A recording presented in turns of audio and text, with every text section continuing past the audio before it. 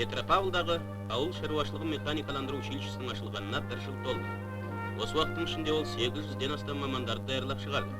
Мұнда комсомолдың жолдамасы бойынша тың және тыңайған жерді игеруге келген жас өспірімдер мен қыздар оқиды. Болашақ механизаторлардың арасында әскерден босатылған жауынгерлер де көп. Николай Логинов пен оның жолдастары жаңа мамандықты табысты меңгеруде. Теориялық сабақтар жақсы жабдықталған аудиторияларда өткізіледі. Мұнда көптеген көрнекті құралдар бар. Училище ең жаңа ауыл шаруашылық техникаларымен жабдықталған. Тәжірибелі оқытушылар болашақ механизаторларды олармен жете таныстырады. Мүмкін көп ұзамай-ақ Анатолий Долбик пен Валя Акулованың даңқты істері училищеға жаңа келген оқушыларға аңыз етіліп айтылар.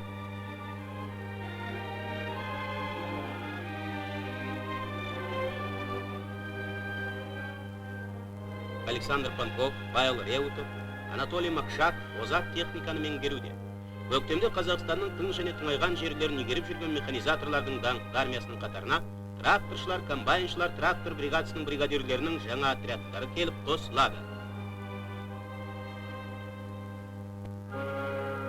Лениногорскінің 3 номерлі байыту фабрикасы республикамыздың алдыңғы қатарлы кәсіпорындарының бірі. Мұндағы өндіріс процестерінің барлығы толығынан механикаландырылған. Цехтың үздік кен ставтаушысы Мұхамеджан Шегреев басқару пультінде. Шахтадан әкелінген кеннің тозаңдануын кемту үшін оған су бүркіледі, содан кейін сатылады. Сату машинасынан шыққан кен тербелмелі елекке барып түседі. Жұмыстың бұл участогінде Мария Калифанова үздік көрсеткіштерге ие болуда. Кеннің майда кесектері екшелініп, ұнтақтал цехына келіп түседі.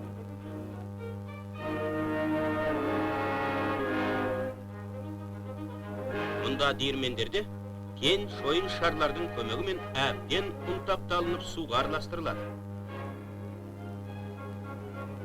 Георгий Павлович Плотников фабрикада 20 жылдан бері істейді. Ол жұмысшының еңбегін жеңілдететін автоматтарды бағалай алады.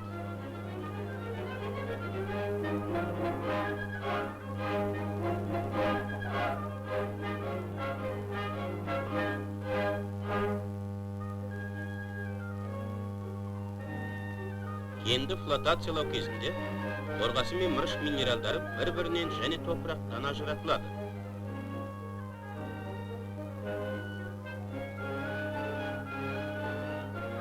Петр Прокофьевич Семененко флотациялау процесін жетілдіруде табысты еңбек етіп келеді. Оның рационалдық ұсыныстарын өндіріске ендіру арқасында қорғасынды кеннен айыру жұмысы 4% өсті. Қорғасы мен мырыш концентраттары көбікті болып келеді.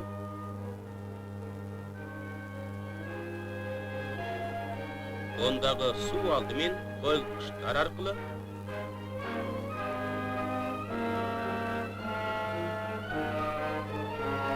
содан соң вакуум фильтр арқылы бөлініп алынады. Өндіріс процестерінің технологиясын жетілдіру және оны толығына механикаландыру осы 5 жылдықтың ішінде фабрика коллективіне еңбек өнімділігін 310%-ке дейін арттыруға мүмкіндік берді.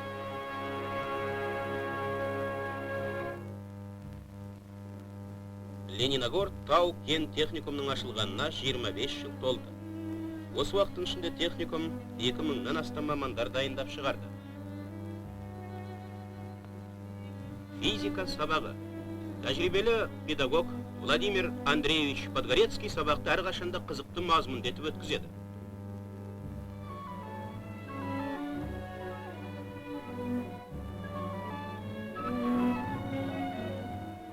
Аусин оқыту кабинеті. Оқу отличнигі Дүйсен Қаражанов нағыз шын шахтада да өзін осы макеттің алдындағыдай сенімді ұстайтын болады. Мұна бұрғылау станогының моделін студенттердің өздері жасады.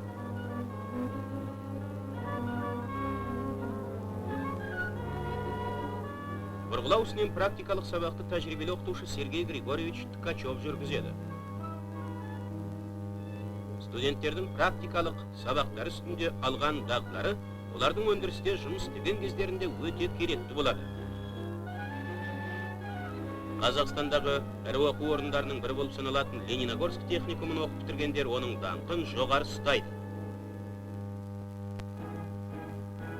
Қысқы спорт маусымы қызу басталды. Алматының Спартак стадионында Алматы, Петропавл, Семей және Лениногор қалалары конькишілерінің жарысы болып өтті. Команда капитандары жарыс жалауын көтерді. Мәреге шығардағы соңғы минуттар. Жарыс әйелдердің 500 метрлік қашықтыққа жүгірумен басталды.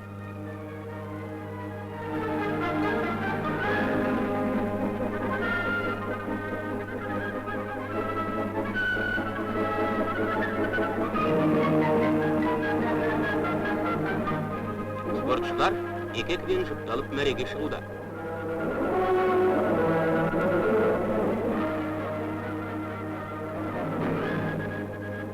Алған ұпайларының саны жағынан әйелдер арасында алматылық Галина Романова жеңіп шықты. Ол Қазақстан бойынша жаңа рекорд қойды. Ерлердің 500 метрге жарысында алматылық Георгий Батуров пен Борис Жилчик кездесті.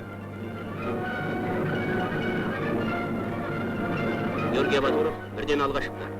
Тамаша қарқын.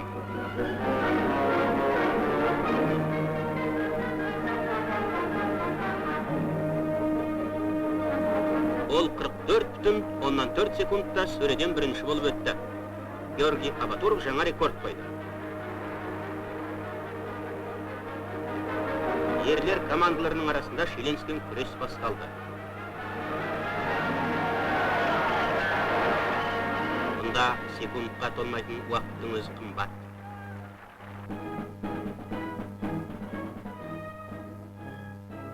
Командалық бірінші орынға Алматы конькишілері ие болды.